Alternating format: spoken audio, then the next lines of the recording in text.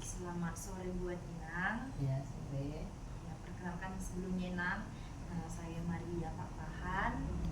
Di sini saya sebagai mahasiswa teologi yang masuk dalam mata pelajaran mata kuliah lab seminar pengajaran Ya. dari Pak Pendeta Frans Marpaung. Di sini saya akan mewawancarai Inang mengenai perawan tua, perempuan perawan tua atau dikenal dengan sebutan the old maid. Nah, di sini sebelum mewawancarai saya juga ingin mengetahui identitas dari Inang. Bolehkah Inang memperkenalkan diri Inang sebelumnya? Ya. Perkenalkan, nama saya Junior Besida Borosiman Sarjana Hukum. Sekarang tinggal di Jalan Gereja AKBP nomor 10, dan saya menjadi jemaat di Gereja AKBP Padang Bulan, masuk ke dalam sektor 3. Kalau saya usianya saat ini 56 tahun. Pekerjaan sehari-hari saya sebagai pegawai swasta. Terima kasih. Nah, Ya, oke. di sini saya akan memaparkan 5 pertanyaan mengenai terkait yang tadi Inang tentang konteks perawan tua atau the old maid. Di sini yang pertama, pertanyaan itu adalah apa pengalaman konkret yang Inang pernah alami sebagai perempuan perawan tua di HKBP Resort Padang Bulan, terutama terkait dengan perlakuan, pandangan atau label yang diberikan oleh jemaat dalam persekutuan dan struktur pelayanan gereja terhadap status Inang tersebut. Oke.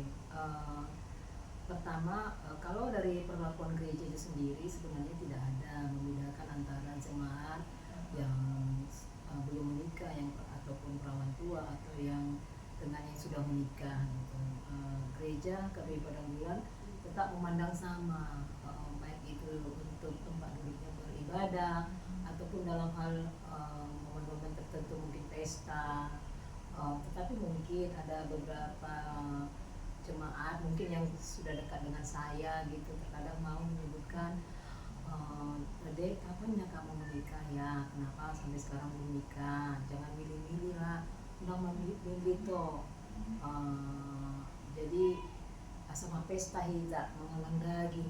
Nah, itu memang terkadang mau diucapkan oleh ibu-ibu yang mungkin karena kedekatannya kepada saya, dia mau mengucapkan seperti itu. Namun kalau dari sisi yang lainnya, gereja itu tetap masih memandang sama jemaatnya.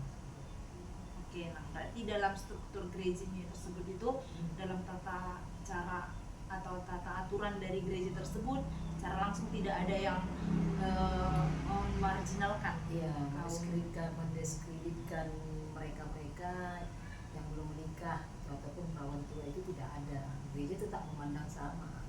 Tetapi hubungan atau relasi dalam persekutuan tersebut yang apa? Persekutuan komunitas dalam gereja itu terkadang yang kadang memang seperti itu. Contoh misalnya ada dari ini sih lebih kepada adat ya, dari sektor itu ada, misalnya kayak kemarin saya mengikuti pesta gitu kan. Biasalah yang pesta ini kebetulan gurunya dari siswa kami, ketika mau mengulosi ke depan gitu kan, biasanya kan kami kumpul satu sektor. Nah, ketika mengulosi itu ada jemaat lah ya, ataupun teman atau yang satu sektor kali mengatakan, kakak kan belum nikah, kenapa kakak di belakang lah, karena kakak nggak mengulosi. Nah, waktu itu jawabku, kan saya juga bawa amplop, kenapa saya harus belakangan dari tulian, toh amplop ini kan pengganti ulos kan, seperti itu. Artinya kalau saya belum menikah kan nggak pantas lah mengurusi, karena saya sendiri belum menikah. Nah, waktu itu kan saya membawa amplop, tapi ada perkataan seperti itu sama saya. Memang kalau dari segi apanya sih sedikit agak menyakitkan lah ya, karena ya wajar lah, kita juga manusia biasa kan. Dengan perkataan itu bahwa agak agak tersinggung lah kita ya sebagai wanita yang belum menikah, agak tersinggung lah perkataan seperti itu. Dan juga kemudian kemarin ada juga sih kumpulan dari mantan aku sebelum membuat suatu kumpulan. Nah kebetulan saya kan mau ikut bergabung. Nah salah satu anggotanya bilang nggak usah lah kakak bergabung, soalnya nanti di situ ya dibicarakan setelah selesai ibadah biasanya bagaimana hubungan suami istri, nanti kakak jadi nggak enak hanya udah lihat aja. Jadi mereka melarang orang yang belum menikah untuk masuk kumpulan tersebut. Lalu kan kalau dipikir kumpulan itu kan kumpulan mantan aku 10, artinya kumpulan gereja juga sih sebenarnya kan gitu. Tapi ya udahlah, mereka punya peraturan seperti itu, ngapain mesti aku paksakan untuk bergabung bersama dengan mereka seperti itu. Kemudian respon Nina seperti apa? Kalau aku sih responnya mungkin karena faktor usia juga ya, berproses dalam kehidupan ya, lebih kepada legowo gitu ya. Udahlah, kalau memang itu aturannya, kenapa harus aku memaksakan masuk ke dalam kumpulan tersebut. Cuma terkadang aku pikir kan ini kan kumpulan gereja juga, kenapa harus memisahkan antara orang yang sudah menikah dengan yang belum menikah untuk masuk dalam kumpulan tersebut gitu. Itu sih lebih kepada legowo aja lah terhadap aturan mereka. Kita kan nggak boleh maksa aturan pengumuman itu untuk bisa masuk kita ke dalamnya gitu. Berarti awalnya Nina memang sakit hati, tapi semakin Sebenarnya sih bukan sakit hati, cuma lebih kepada kalau dibilang sakit hati kan terlalu dalam kali ya, tapi lebih kepada kenapa sih ya seperti itu. Tapi akhirnya legowo, orang Jawa bilang ya udahlah gitu, nggak memaksakan diri. berarti Nina sudah menerima. Iya, akan hal itu. akan hal itu karena memang ya tidak bisa dipungkiri ya, itu konsekuensi memang bagi orang yang belum nikah kan gitu. Jadi yang belum menikah ini memang, apalagi kalau di dalam adat-adat Batak gitu, lebih sepertinya lebih dihargai orang-orang yang sudah menikah, karena mereka lah yang apa namanya, memang sempurna gitu.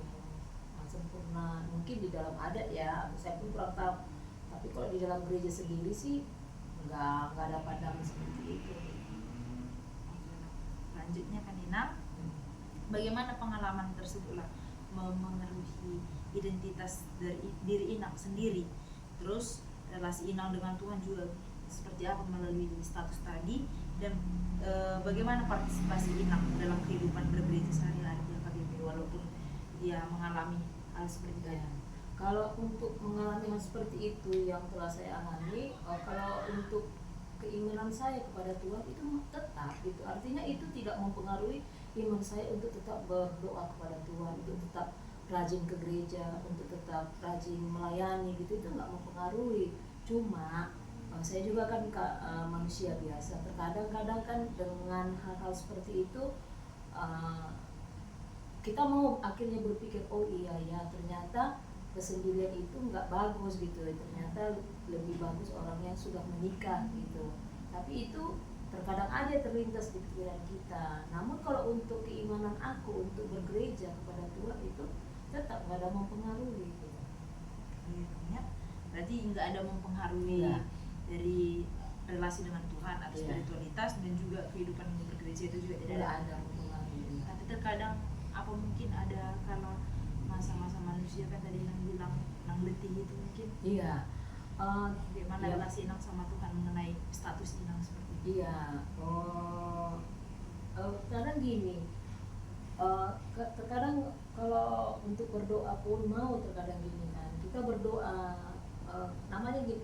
Kita terus berpengharapan sama Tuhan. Suatu hari nanti Tuhan akan memberikan jodoh yang terbaik bagi diri saya. Terkadang ada juga sih akhirnya ketika kita berdoa, Tuhan kita bertanya gitu sama Tuhan, Tuhan sebenarnya salah saya itu apa ya Tuhan, kenapa sampai sekarang Tuhan tidak mempertemukan saya dengan jodoh saya gitu.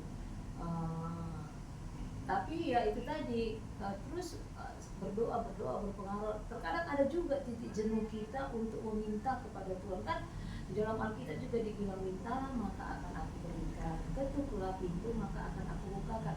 Aku Tuhan meminta terus sama Tuhan, tapi kenapa Tuhan tidak mau memberikannya kepada saya? Terkadang ada titik jenuh berdoa pun kita itu pun ada. Saya akui titik jenuh kita berdoa pun itu ada, tapi sampai saat ini ya saya masih terus berpengharapan sama Tuhan gitu, bahwa suatu hari nanti Tuhan akan menyediakan jodoh yang terbaik bagi diri saya. Nah, kalau untuk kepribadian saya sendiri untuk saat sekarang ini mungkin mulai ada titik jenuh, mungkin ya dari faktor usia, kita sudah memasuki usia 55 ke atas, sudah mulai seperti memikirkan gitu, oh iya ternyata sendiri itu nggak baik ya, harus ada menjadi pendamping kita di saat-saat terkadang di saat-saat itu kita mau memikirkan bahwa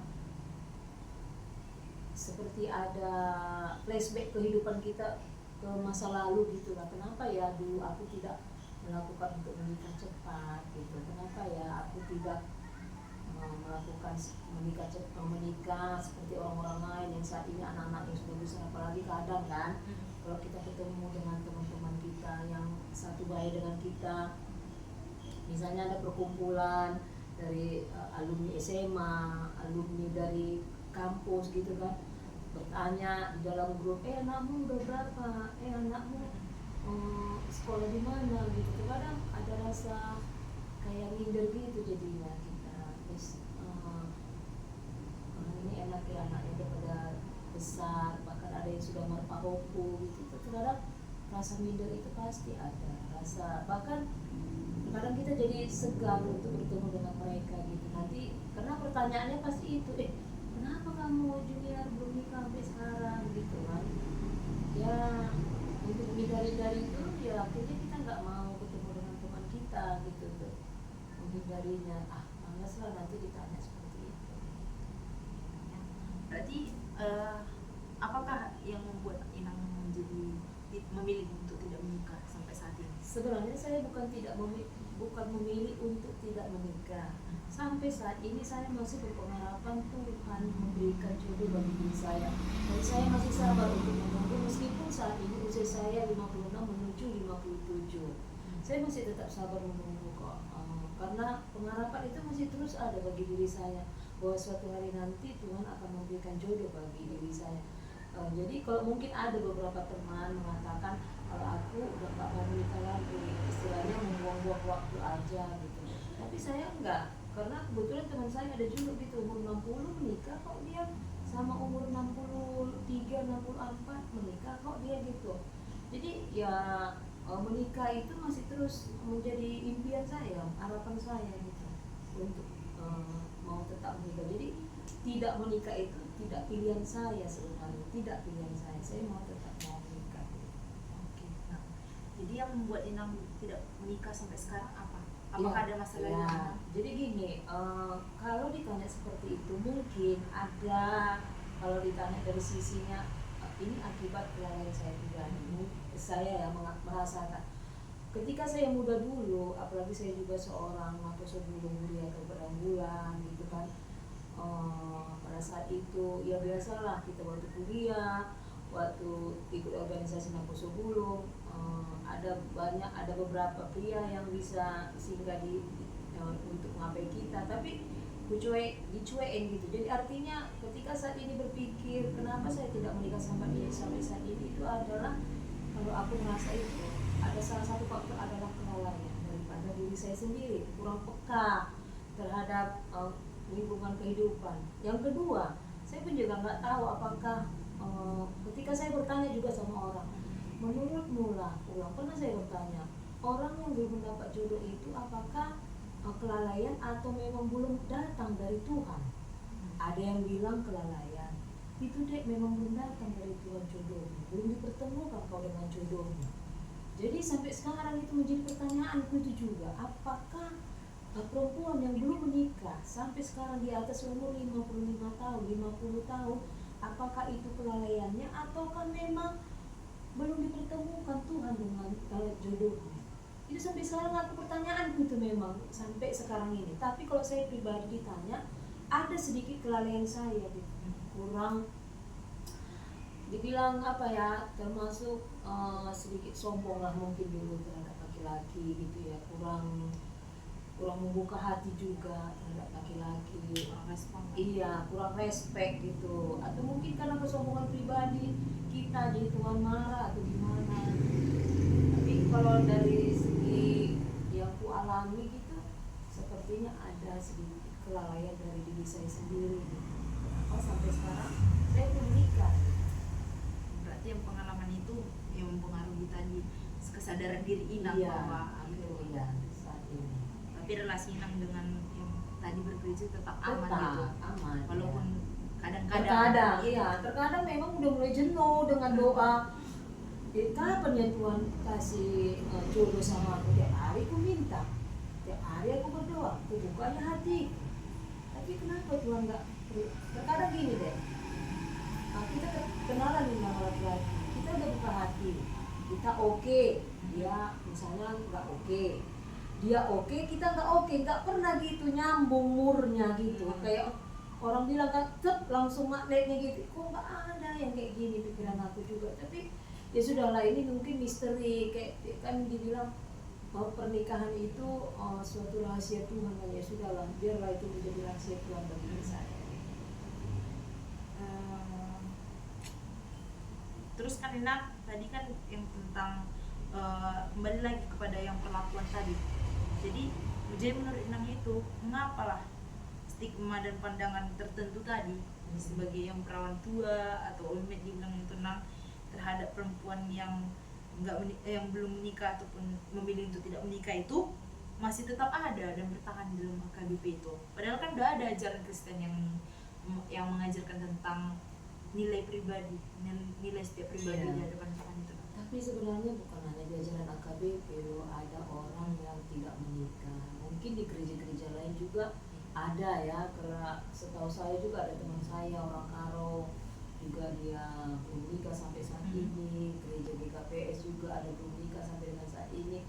Tapi ya mungkin di setiap lingkungan kita ini kan, komunitas kehidupan kita ini kan pasti ada lah orang-orang yang belum menikah sampai dengan saat ini. Itu mungkin bukan pilihan hidupnya, tapi ya mungkin tidak dipertemukan Tuhan dengan jodohnya, atau mungkin ada alasan-alasan lain lah seperti itu. Tapi kenapa tetap ada stigma-stigma seperti itu dalam gereja itu, dalam komunitas itu kan udah diajarkannya dalam persekutuan itu tentang nilai-nilai kekristenan. Tapi kenapa tetap aja saudara-saudari kita itu berstigma seperti itu? Yang dirocos tadi itu kan mungkin satu ya, mungkin dia kayak tadi yang bilang kan, kapan ya kau kawin deh, itu maksudnya kapan ya kau kawin deh biar makan. Itu mungkin sebenarnya lebih kepada kayak kasih sayangnya mungkin sama kita, mengingatkan sama kita jangan lupa untuk menikah gitu sih, lebih kepada itu. Pandangan mereka kayak gitu. Berarti Inang bilang kenapa tetap ada ya, karena mungkin mereka mengasihi kita, mengasihi kedekatannya gitu. Oke, nah terus selanjutnya apalah perubahan konkret yang Inang harapkan sendiri gitu untuk gereja, baik itu dari jemaat, pelayanan full timer ataupun struktur pelayanan lain itu, supaya perempuan yang perawan tua atau ulmet ini dapat diperlakukan dengan lebih bermartabat dan lebih inklusif gitu, terbuka.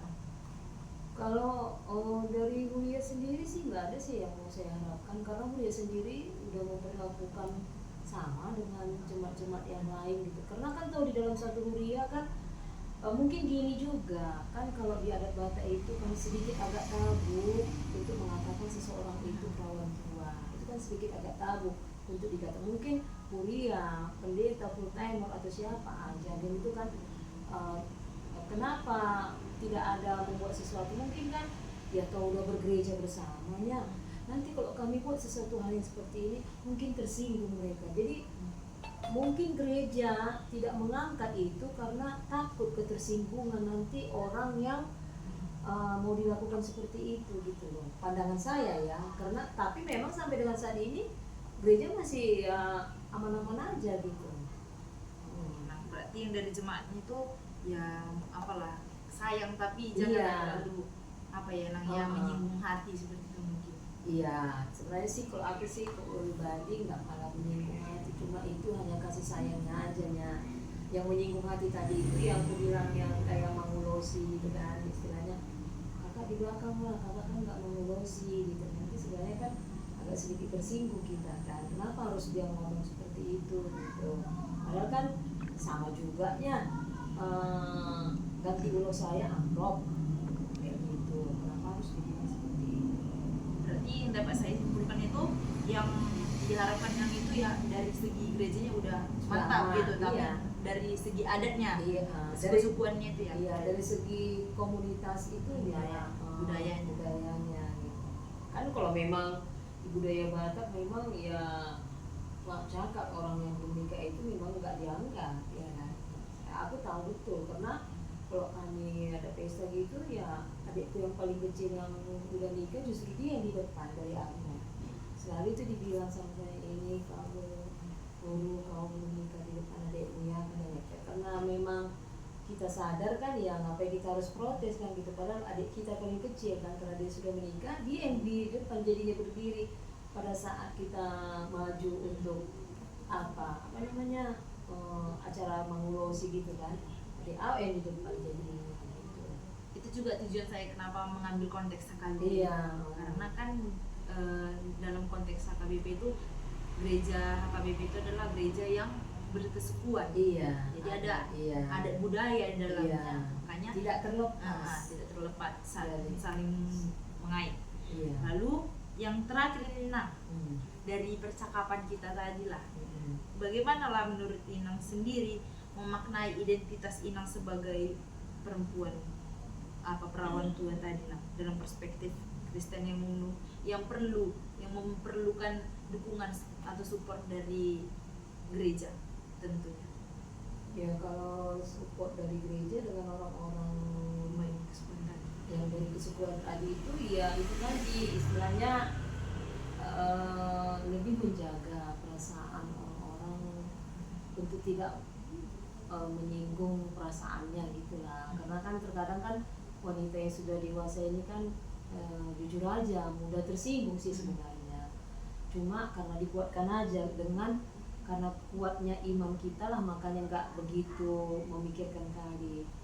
Artinya janganlah suka berkata-kata yang menyinggung perasaan, menjaga hati lah gitu, bahwa memang dia belum menikah kenapa harus kita ucapkan seperti itu gitu. Kan di mata Tuhan sebenarnya sama kan, tidak ada perbedaan gitu. Berarti sesuai pertanyaan nomor 5 ini, jawaban itu di mana Inang sendiri memaknai identitas Inang sebagai perempuan apa tadi itu karena memang kelalaian tetapi masih tetap berpengharapan. Iya. Kemudian dan di mana Inang juga butuh support juga, walaupun dalam kesendirian itu butuh support dari sekitar juga. Pasti, ya. Support itu kan, support itu bisa berupa jangan mengucapkan kata-kata, itu support juga, kata-kata yang menyinggung perasaan dia kan kayak gitu. Sama itu misalnya gini nih, kalau di orang yang mungkin udah janda dulu kan nggak mungkin kau janda kau duduk di sini kan, kasar kali mungkin ya kan. Jadi dijagalah, intinya dijagalah. Seperti mungkin mengajak lah lebih baiknya sini kita duduk ya gitu, iya lebih apalah, lebih halus gitu. iya lebih bersifat mengayomi gitu, artinya menghargai jangan kadang-kadang kita gini kan, kalau dia berkata kayak gitu, kau rupanya udah kawin, kau rupanya kayak mana buat kau sampai sekarang kau masih ngontrak rumah kau gitu juga jadi orang awak kan kayak gitu. Kau rupanya kayak mana dia buat kau, rupanya anak kau udah kawin kau kan kayak gitu kan. Kadang mau kayak gitu orang-orang apa ya, kadang yang bahkan ada yang betul lagi hari itu pernah kan, hanya karena masalah uang. Ini tetap juga masih di lingkungan gereja gitu kan, tapi dia adat gitu kan. Jadi dia dapat amplop, jadi dikasihlah.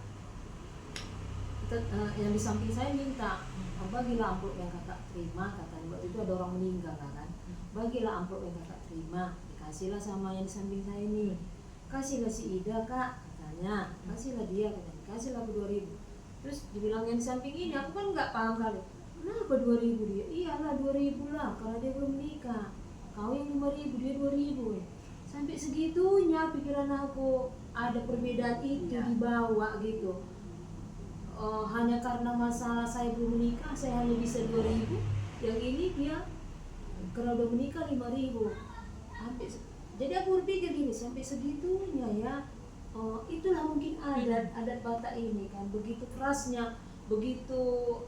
Kalau aku bisa pikir ya, dengan berjalannya waktu ku ikuti selama ini adat-adat Batak itu kan, meskipun aku belum menikah, tapi rajin aku ke adat-adat gitu kan. Memang seperti kayak disingkirkan gitu. Perempuan yang belum menikah gitu, kayak gitulah pandangan dia gitu. Seperti mereka orang Batak, sepelenya sama orang yang nggak nikah, nggak kenal gitu. Berarti Inang mengalami kontranya gereja dengan kesukuan ini lah Iya, ya. iya. Kalau gereja sih aman-aman aja, bagian yang kesukuan ini tadi ada tadi ya. Kayak gitulah. Jadi kontranya gereja dengan kesukuan yang ada dalam persekutuan itu Iya. tadi. Berarti dapat ajukannya itu. Iya. Oke, Mak, terima kasih Mbak Oke, Ena buat iya. kami. Maaf lah jika ada sesuatu yang menyinggung hati perasaan Inang baik dari perkataan tadi, kamu tadi ya Inang ya. Enggak, aman-aman aja. Semoga juga ya apa yang Inang doakan tadi, yang Inang Amin. harapkan semoga tetap Iya. langsung dapat nanti. Iya, siap nanti kau wawancara ya. Amin. Amin. Amin, iya, iya. Oke, nah. Iya, iya.